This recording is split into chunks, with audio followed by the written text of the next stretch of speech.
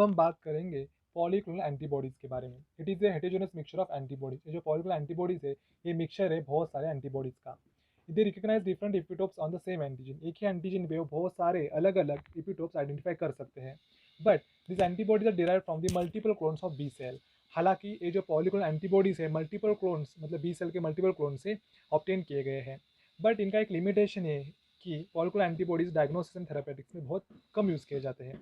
इसीलिए इस प्रॉब्लम को ओवरकम करने के लिए मोनोक्लोनल एंटीबॉडीज़ का निर्माण हुआ। Monoclonal antibodies are derived from the clones of single activated B cell. हालांकि जो मोनोक्लोनल एंटीबॉडीज़ है, इनको clones of single activated B cell से निर्माण किया गया है। They identify single specific epitope on an antigen. Monoclonal antibody एक ही इपिटोप को, स्पेसिफिक इपिटोप को आइडेंटिफाई करते हैं एक एंटीजन के ऊपर। इसके तीन प्रकार है: naked monoclonal antibodies, conjugated monoclonal antibodies and bispecific monoclonal antibodies. Naked monoclonal antibodies मतलब क्या? There is no material attach to them. जो मोनोक्लोनल एंटीबॉडीज है उसको कोई भी मटेरियल अटैच नहीं होता। विदाउट अटैचिंग एनी मटेरियल वो एंटीबॉडीज यूज किए जाते हैं, उनको नेकेड मोनोक्लोनल एंटीबॉडीज कहा जाता है। सेकंड है कॉन्जुगेटेड मोनोक्लोनल एंटीबॉडीज। मतलब ऐसे मोनोक्लोनल एंटीबॉडीज जिनके साथ ड्रग या फिर रेडियो एक्टिव एलिमेंट कंबाइन करके यूज किया जाता है।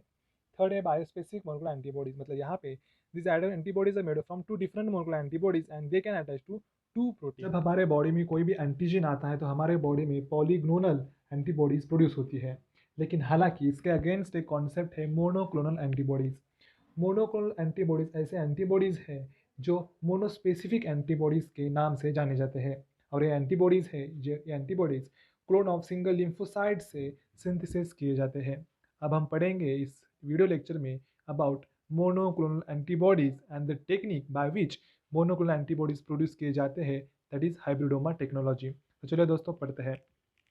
So hybridoma technology. Monoclonal antibodies are produced by fusing antibody producing B cell with the myeloma cell. हालांकि मोनोक्लोनल एंटीबॉडीज प्रोडक्शन के लिए हमारे पास antibody producing B cells and the myeloma cells मतलब कैंसरस सेल चाहिए होते हैं।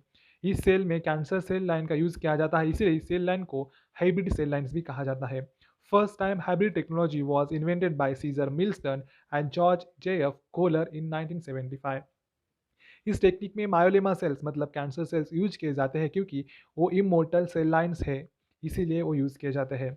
अगर इस टेक्निक की बात की जाए तो इस टेक्निक में पहले तो एंटीजीन माइस में इंजेक्ट किया जाता है और उसके तहत जब एंटीजीन माइस में जाता है तो एंटीबॉडीज प्रोड्यूस होने के लिए स्प्लीन सेल्स एक्टिव होती है।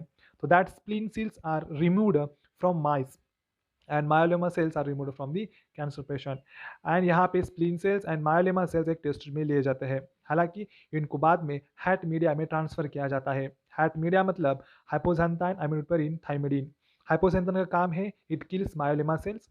अम्यूटरिन का काम है it inhibits nucleotide synthesis pathway by the blocking activation of tetrahydrofolate.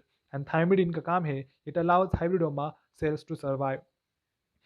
तो spleen cell and myeloma cell का जो कल्चर है उनको हैट मीडिया में ट्रांसफर किया जाता है। हैट मीडिया पे spleen cell and myeloma cell का डिफ्यूजन हो जाता है, इसलिए इसको बोलते हैं हाइब्रिड सेल। मतलब यहाँ पे हाइब्रिडाइजेशन हो जाता है। हालांकि जिन सेल का या जिन सेल्स का हाइब्रिडाइजेशन नहीं होता वो सेल्स मर जाते हैं ड्यू टू हाइपोजेंटाइन। आगे जाके इस सेल का क्लोन ऑफ हाइब्रिडोमा सेल्स, यहाँ पे इन सेल का क्लोन्स तैयार किया जाता है। जब हालांकि आगे जाके इन सेल्स का डिसाइड मोनोक्लोनल एंटीबॉडीज तैयार की जाती है। इस टेक्निक का बहुत उपयोग है क्योंकि इस टेक्निक में खास करके मोनोक्लोनल एंटीबॉडीज तैयार की जाती है और इस टेक्निक का यूज़ हर एक डिसीज में किया जाता है। अभी कोरोना के चलते तहत भी इस टेक्निक का यूज़ किया जाने वाला था, लेकिन रिसर्च की कमियां की वजह से टेक्निक का यूज़ नहीं किया गया।